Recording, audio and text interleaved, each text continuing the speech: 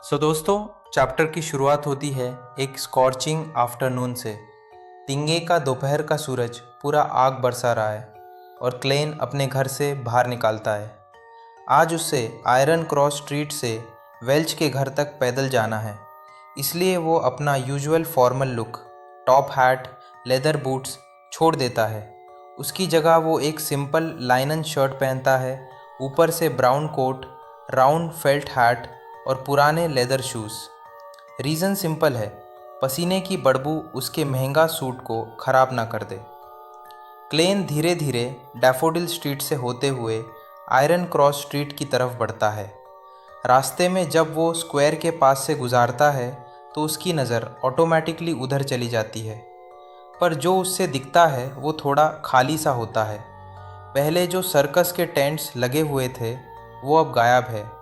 Circus troop अपना show ख़त्म करके आगे निकल चुका है। क्लेन थोड़ी देर के लिए अपनी पुरानी इमेजिनेशन को याद करता है। उसने सोचा था कि वो एनिमल ट्रेनर जिसने उसकी फॉर्चून टेल की थी शायद कोई हिडन एक्सपर्ट होगी। शायद उसने क्लेन में कुछ स्पेशल नोटिस किया होगा और जानबूझकर उसकी ज़िंदगी में आई होगी, फ्यूचर के हिंट्स देने के लिए। पर रियलिटी बिल्कुल सिंपल निकली, वो बस सर्कस के साथ चली गई। ये सोचकर क्लेन अपने आप पर ही मुस्कुराता है और सोचता है कि ज़िंदगी में हर जगह क्लीशे ट्रोप्स नहीं होते। फिर वो आयरन क्रॉस स्ट्रीट की तरफ मुड़ जाता है। यहाँ नरेटर हमें बताता है कि आयरन क्रॉस स्ट्रीट असल में एक सिंपल स्ट्रीट नहीं है, बल्कि दो सड़कों का क्रॉस है। इसी वजह से ये लेफ़्ट स्ट्रीट, राइट स्ट्रीट, अपर स्ट्रीट और लोअर स्ट्रीट में बनती है। क्लेन, बेंसन और मेलिसा पहले लोअर स्ट्रीट पर रहते थे, पर इंटरेस्टिंग बात यह है कि यहाँ के लोग अपने एरिया को लोअर स्ट्रीट कहना पसंद नहीं करते। वो उसे मिडल स्ट्रीट बोलते हैं ताकि अपने आप को उन लोगों से अलग दिखा सके जो थोड़ा और नीचे और ज़्यादा गरीबी में रहते हैं, जहाँ एक बेडरूम में 5 से 10 लोग तक घुसे होते हैं। क्लेन लेफ़्ट स्ट्रीट के किनारे किनारे चलते हुए अपने ख्यालों में डूब जाता है।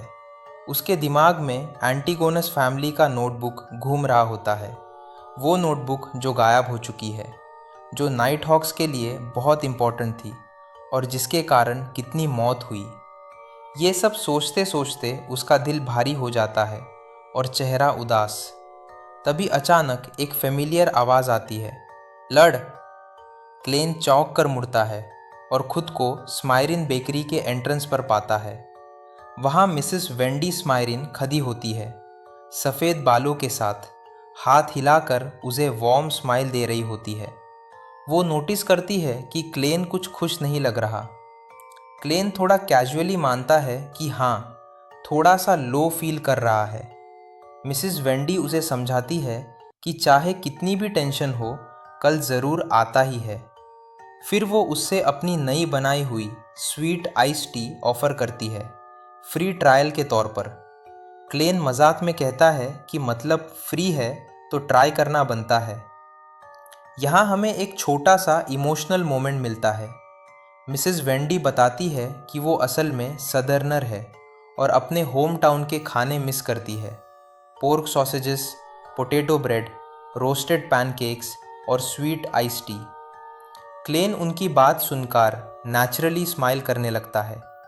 जब वो आइस टी पीता है तो उससे अर्थ के आइस्ड रेड टी की याद आ जाती है, पर ये ज़्यादा फ्रेश और सूदिंग होती है। उसका मूड काफ़ी हद तक बेटर हो जाता है। छोटी सी कॉन्वर्सेशन के बाद क्लेन अपनी फेमिलियर गलियों में वापस आता है। दोपहर होने की वजह से स्ट्रीट हॉकर्स कम होते हैं और जो बच्चे हैं वो भी थके और बोर्ड लगते हैं। पर जैसे ही क्लेन एरिया में एंटर करता है, उसके दिल पर अचानक एक अजीब सा ग्लूम छा जाता है। बिना किसी क्लियर रीज़न के उससे हैवी और डिप्रेस्ड फील होने लगता है। क्लेन तुरंत अलर्ट हो जाता है। वो रुक कर सराउंडिंग्स ऑब्जर्व करता है, फिर अपनी ग्लेबेला पर टैप करता है और स्पिरिट विजन एक्टिवेट करता है। अब उससे लोगों के ऑरस दिखने लगते हैं। हेल्थ के कलर से पहले ही उसका ध्यान ग्लूम और डिप्रेशन के रंगों पर चला जाता है। पूरा एरिया सालों की रिप्रेशन और मिजरी से भरा हुआ लगता है, जिसे सूरज की रोशनी भी क्लियर नहीं कर पा रही। यहाँ क्लेन समझ जाता है कि ये उसकी सीर एबिलिटीज़ का साइड इफ़ेक्ट है। स्पिरिट विजन और परसेप्शन उसे दूसरों के इमोशंस से आसानी से अफेक्ट कर देते हैं। जैसे ओल्ड नील ने कहा था, ज़्यादा परसेप्शन का मतलब है ज़्यादा डिस्कम्फर्ट। इससे कोप करना सिर्फ प्रैक्टिस से ही पॉसिबल है। थोड़ा खुद को संभाल कर क्लेन अपार्टमेंट बिल्डिंग में घुस जाता है। वो फ्लोर चेक करता है, डार्कनेस में परसेप्शन रिलीज़ करता है, पर ना तो एंटीगोनस नोटबुक का कोई क्लू मिलता है और ना ही कोई स्पिरिचुअल एंटिटी। उससे रियलाइज़ होता है कि एक्स्ट्राऑर्डिनरी चीज़ें इतनी आसानी से मिलती नहीं। 1 घंटे तक वेल्स के रूट पर सर्च करने के बाद भी कुछ हाथ नहीं लगता। लॉक्ड आयरन गेट्स के बाहर खड़े होकर क्लेन खुद से ही बात करता है और डिसाइड करता है कि कल कोई और तरीका ट्राई करेगा। थका हुआ वो वापस नियर बाय डिस्ट्रिक्ट की तरफ जाता है, जहाँ से वो पब्लिक कैरेज लेके ब्लैकथॉर्न सिक्योरिटी कंपनी जाने का प्लान बनाता है, अपनी डेली 30 बुलेट्स लेने के लिए। आखिर सीर होने के बावजूद रिवॉल्वर और केन ही उसका मेन ऑफेंस है। और तब चैप्टर का एक इंटरेस्टिंग टर्न आता है। स्ट्रीट के मोड़ पर क्लेन की नज़र सेकेंड फ्लोर के कुछ साइन बोर्ड्स पर पड़ती है।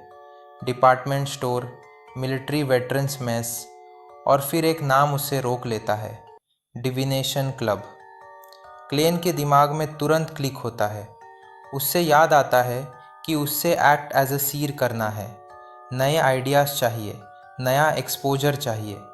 इसी थॉट के साथ वो स्टेयर्स चढ़कर डिविनेशन क्लब के अंदर जाता है।